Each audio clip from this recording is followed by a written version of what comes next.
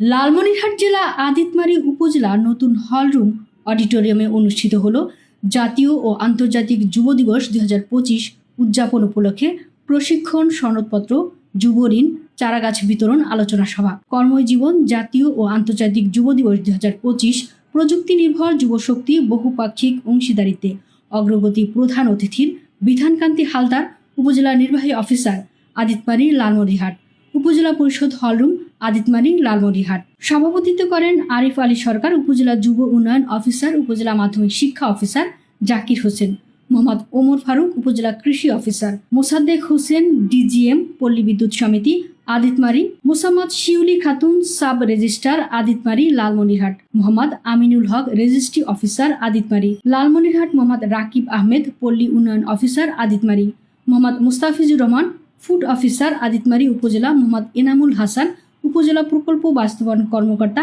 আদিতমারী উপজেলা।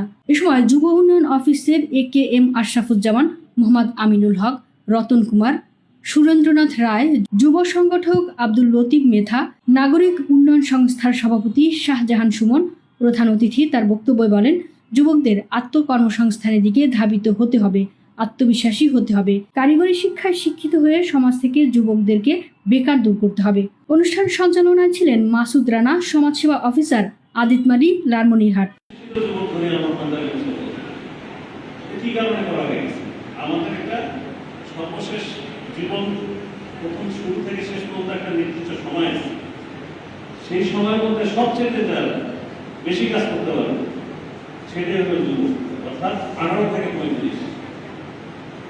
এই বয়সটাতে সবচেয়ে তারা বেশি সমাজের জন্য, দেশের জন্য কাজ করতে পারে। আমাদের দেশে এই যুব দিবসটা মূলত শুরু হয়েছে 2000 সালে। তখন থেকে প্রতি বছর যুব দিবস পালন করা হয়। কিন্তু আমাদের যে যুব শক্তি, সেই যুব শক্তি কিন্তু বর্তমান আমাদের বাংলাদেশে একটা গোল্ডেন টাইম চলছে, স্বর্ণযুগ। আমাদের বয়স হিসাবে এখন সবচেয়ে বেশি সংখ্যক জনসংখ্যার মধ্যে হলো যুবক। এবং এটা এই পৃথিবীতে যে দেশে সবচেয়ে বেশি যুবক থাকবে সেই দেশে কিন্তু সামাজিক উন্নয়ন, রাষ্ট্রীয় উন্নয়ন সবচেয়ে বেশি হয়। কিন্তু আমরা দেখছি যে আমাদের যুবক যারা, তারা অনেকেই কর্মহীন হয়ে গেছে। কর্মহীন কেন? আমরা সবচেয়ে বেশি পছন্দ করি কোনটা? যে আর একজন আমাকে সবকিছু করে দিবে, তারপরে আমি সেটা লুপে নেব। এটাই হলো আমাদের সবচেয়ে দুর্বলতা। আর একজন করে দেবে, আমি সেটা লুপে নেব, এখান থেকে বের হয়ে আসতে হবে।